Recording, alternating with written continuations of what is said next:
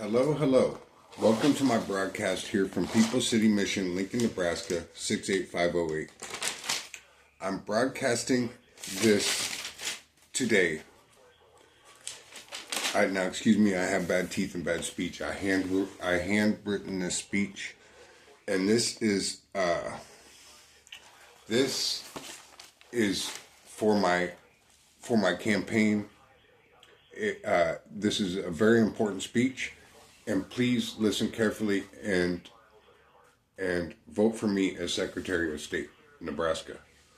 So, in the event of measuring a ballot outcome, one must consider the presence of firearms in political campaigns becoming an issue.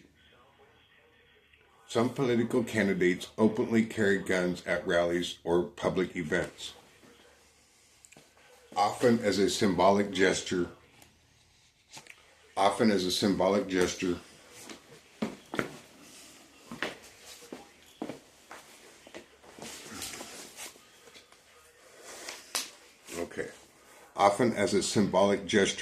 to emphasize their support for Second Amendment rights. However, practices of this kind raise questions about public safety, voter perceptions, and legal boundaries. Ballot measures could be introduced to regulate or address situations where a candidate possesses a firearm but refrains from using it against their supporters. In other words, a candidate may say, I have this gun or I have this firearm, but I'm not going to use it on my supporters. I'm not going to point at them or whatever. So, these measures might seek to clarify legal standards, impose restrictions, or require disclosure regarding armed candidates. Several types of ballot measures could be considered regarding armed political candidate.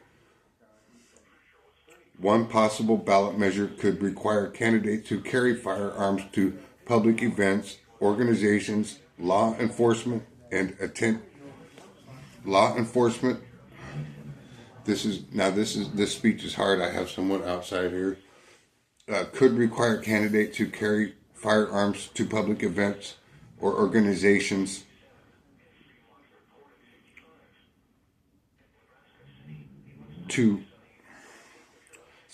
I'm going to have to skip that. Such a measure might also mandate that candidates undergo additional security screenings if they choose to carry weapons to rallies.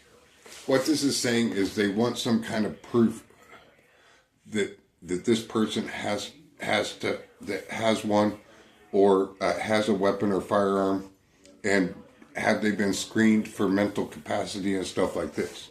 I've done 25 years in the mental institutions.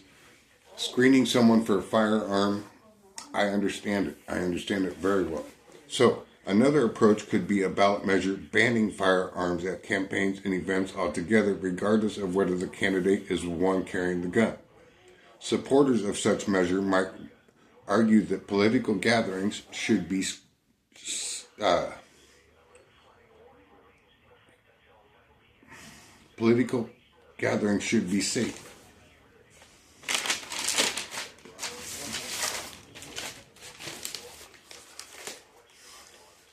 Free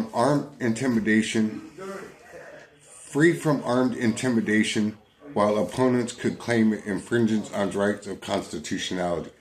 So in other words, these rallies need to be safe and free from armed intimidation, while opponents could claim it infringes on rights of constitutionality. So some people might say, I have a constitutional right to have a gun. A more legal complex ballot measure could establish liability issues for candidates who use a gun. If candidates' firearm is used in an incident, even if they did not fire it, they could face civil or criminal penalties. This would create legal consequences for candidates who introduce firearms to volatile political environments. The debate over armed candidates often centers on whether their gun possession enhances or undermines public safety.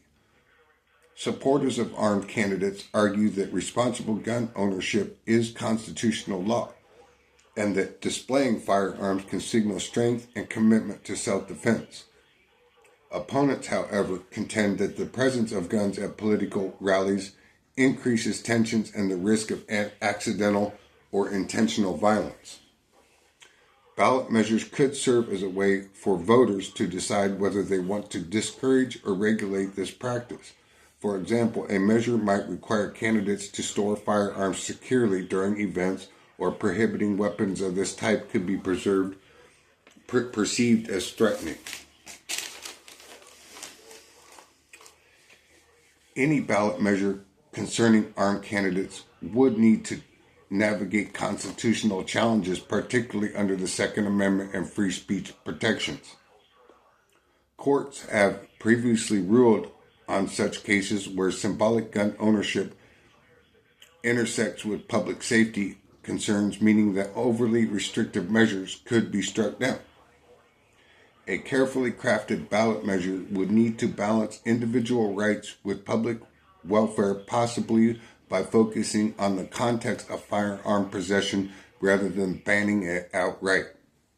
For instance, a law may let a candidate have a gun, however, they may not carry it to certain events or high-risk settings, such as large public gatherings. In conclusion, ballot measures addressing armed political candidates presents an opportunity for voters to shape how firearms are handled in the political sphere, whether through disclosure laws, event-specific bans, or liability rules. Such a measure could help clarify the boundaries. So what this is saying is there are ballot measures happening right now.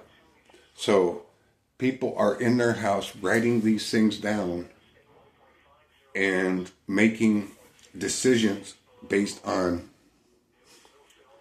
the candidate's posture. What does he smoke? Does he have money? Things like this. So I'm asking for your vote. Please vote for me, Lee M. Cimfel, Secretary of State, Nebraska, 2025-2026. And take into consideration that I may or may not have a firearm. I won by way of firearm when I was 15. I pulled a drive-by when I was 15, and I live by the gun. I live by the gun. And I live around guns. I'm around guns constantly. And it is not too far off the roadmap for a candidate to have a gun. And what this paper is trying to say is that a candidate may say he has a gun, but the judge may give a police officer a gun, but he cannot tell the police officer not to shoot somebody, pretty much. And so please vote for me, Lee M. Cimfel, Secretary of State, Nebraska, 2025-2026, and tune into my next broadcast. And like I said, people can vote for me, Lee Z. They can put Lee Z, left Cimfel, whatever. Just know I'm a candidate, and that anything is possible in this election, and I want your support. Thank you.